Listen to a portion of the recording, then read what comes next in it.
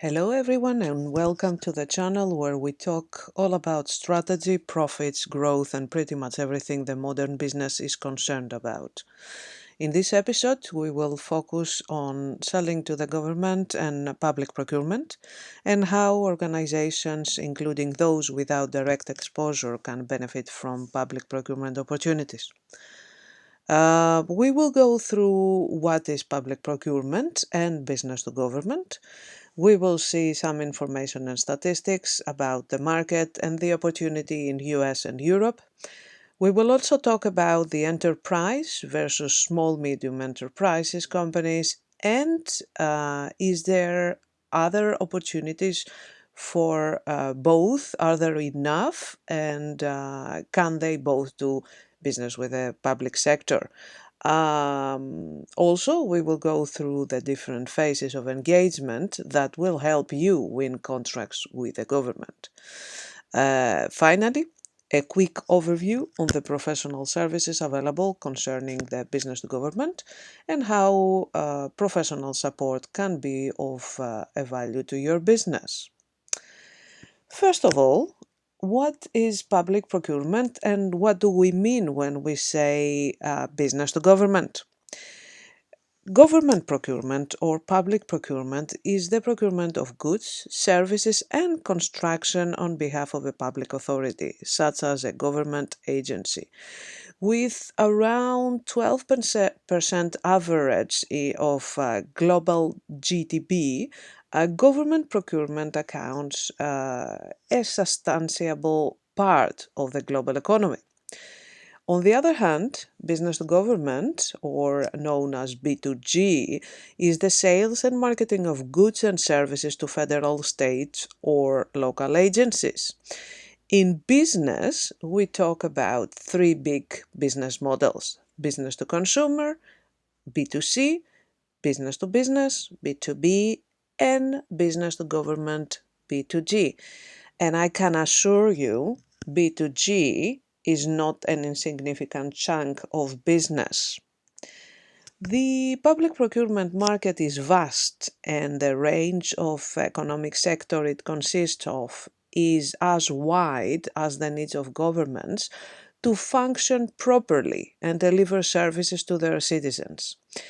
Governments turn to the private sector to supply goods and services, to build schools, purchase hospital supplies, secure computer services in public buildings, renew a fleet of city buses, for example, or construct a new road.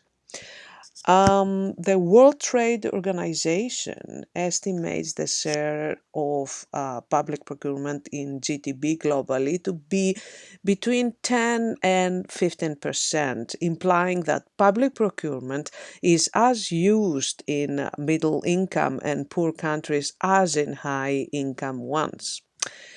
Data collected on public procurement for 23 countries, from government sources or international development institutions showed that low-income countries have the largest share of public procurement in GDP of 14.5 to 15%, followed by upper middle income countries are 13.6.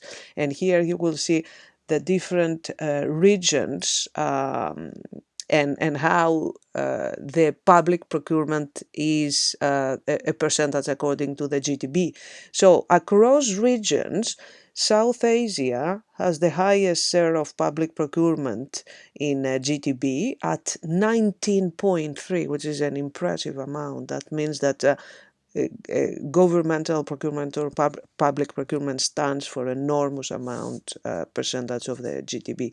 And it's followed by Sub-Saharan Africa. India procures at around 20% of GDP, Pakistan 90.8, East Asia has the lowest share, 9.3 of GDP. And of course, the public procurement in China is 2.8%. That is it is generated through publicly procured projects and yeah. Um, so let's move in the US market. The US procurement stands for $8.5 billion that is spent per day. This is what I say. So the top five departments by dollar spent are the Department of Defense, Department of Energy, Health and Human Services, General Services Administration, and NASA. But public procurement holds a massive opportunity in Europe too.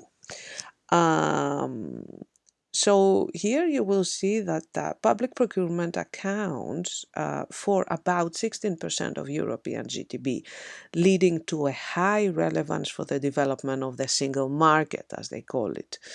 Public spending in the form of procurement allows governmental entities to directly influence economic goals and to foster economic integration. In the last decades, economic losses due to trade and other barriers decreased within the EU by roughly 31%. There is still a lot of room for improvement regarding easy access for SMEs, fostering cross-border contracting, enhancing in procurement, etc. More than 66 of employees in the EU are under contract in an SME company, and that underlines the importance to focus on these companies in public procurement actions.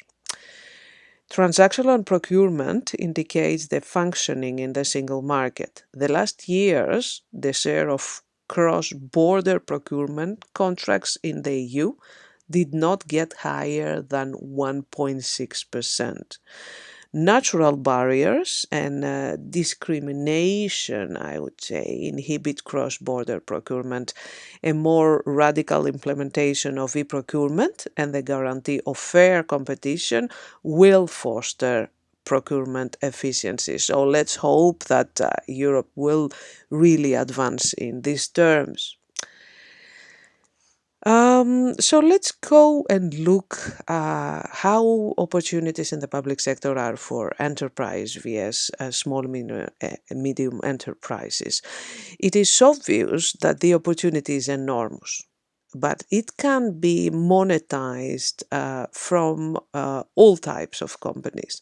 The size of your company is not indicative of if you will win a contract with the public sector. Sometimes smaller businesses have better chances to do business with the government, as in a lot of cases there are directions in place to help small medium enterprises. On the other hand, big companies most of the times have a dedicated team that works on public bidding and is responsible to identify and win governmental contracts with the public sector. In my career till now, I have done a number of projects concerning the relations of a business and the public sector, and I managed to cultivate numerous opportunities that brought millions of euros in return to my clients. In most of the cases, my responsibility was to design a strategy and how to approach the opportunity, but also lead the execution and management of the project as well as monitor the results. So here, according to my experience, the different phases of engagement that will help you to win a contract with a public procurement. Before taking any action, the first thing you should do is learn and understand. There is no single set of procurement rules for the public sector. The rules and methods of procurement are dependent on the funding source and host nation involved, the type of goods services required, and or the degree of urgency involved. So what you should focus on is workshops to learn and wholly understand the public procurement process and methodologies. Learn more about public procurement tools, learn how to determine the best opportunity for your specific organization, and finally, more about security issues, personal and site security clearances, for example. Then this is the moment that you start taking action, cultivating and engaging with the stakeholders. And don't forget that public procurement is a very rewarding market, but is also vast and you can easily be lost in opportunities. So what to focus on? Build your company profile on the public procurement portals. Identify and manage the optimal opportunity for your specific organization. Submit very good proposals, requests for quotation, requests for information, requests for proposals, etc., when they are needed and requested. And finally, receive, respond, update, and repeat. So it's a kind of repeating pattern. Don't stop and don't be discouraged from the first proposal that you sent and it was not accepted or you didn't win it. You need to do it a lot of times.